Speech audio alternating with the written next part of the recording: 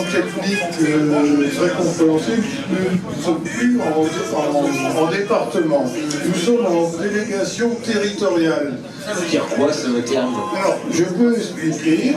La raison, c'est que nous avons rentré la Belgique dans la CO. Et que la... Je savais pas ça, depuis quand? Oh, ça fait un peu plus d'un an. Un peu plus d'un an. Et en Belgique, il n'y a pas de département. Donc nous sommes tous devenus délégation territoriale. Voilà. Alors vous avez une limite d'action quand même, ouais, parce qu'avant c'était l'Ille-et-Vilaine.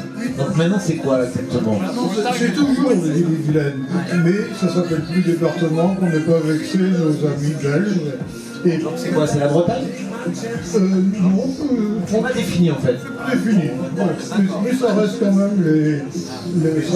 même les frontières de l'Ille-et-Vilaine, par exemple, ou les Côtes d'Armor, voilà. Alors pour les gens qui ne connaissent pas forcément la CO, alors ça concerne votre fonction à vous. C'est quoi exactement? Vous faites quoi exactement? Parce que la CO, on connaît les 24 heures du Mans, mais à côté de ça, tous les bénévoles, parce que vous êtes des bénévoles, vous faites quoi exactement?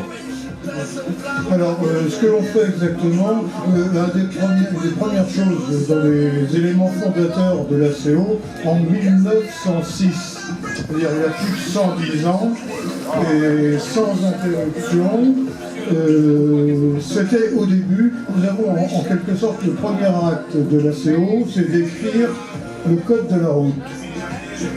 Ah oui, quand même. Ah oui. Nous avons écrit le code de la route. Il existe encore des exemplaires, j'en ai un, des panneaux conçus par la CO. Et ensuite, assez rapidement, il y a eu, un petit peu auparavant aussi, il y a eu le Grand Prix de France, le premier Grand Prix de France en 1904. C'était quoi, la CF à l'époque, Automobile Club de... C'était une émanation de la CF, effectivement. Et ensuite, il y a eu l'Automobile Club de la Sarthe. Et ensuite, l'Automobile Club de l'Ouest de la France, et ainsi de suite. Voilà. Et pour finir assez rapidement par la CF. Après, on va pas refaire toute l'histoire. Les premières 24 heures du Mans, 1923 et ainsi de suite, ça reste quand même le cheval de bataille de la CO. Les 24 heures, mais il n'y a pas que ça. Aujourd'hui, on peut adhérer à la CO pour avoir... Le proche rejoint l'histoire, puisque nous venons de nous allier avec un autre organisme qui fait des 24 heures, puisque c'est les Daytona. C'est 24 heures de Daytona qui existe depuis très longtemps. Oui, et la CO et Daytona sont ensemble désormais depuis moins de 2 semaines. Ouais, on a pris ça. C'est bien pour l'automobile sportive. Ça va permettre d'associer plusieurs catégories. Alors qu'avant, c'était plutôt séparé. Chacun courait dans sa catégorie. Et on va pouvoir voir des voitures qui courent aux États-Unis qui vont venir dans la Sarthe courir les 24 heures du Mans. C'est a priori un bon choix. C'est un bon choix. C'est-à-dire qu'on a été avisé il n'y a pas très longtemps, c'était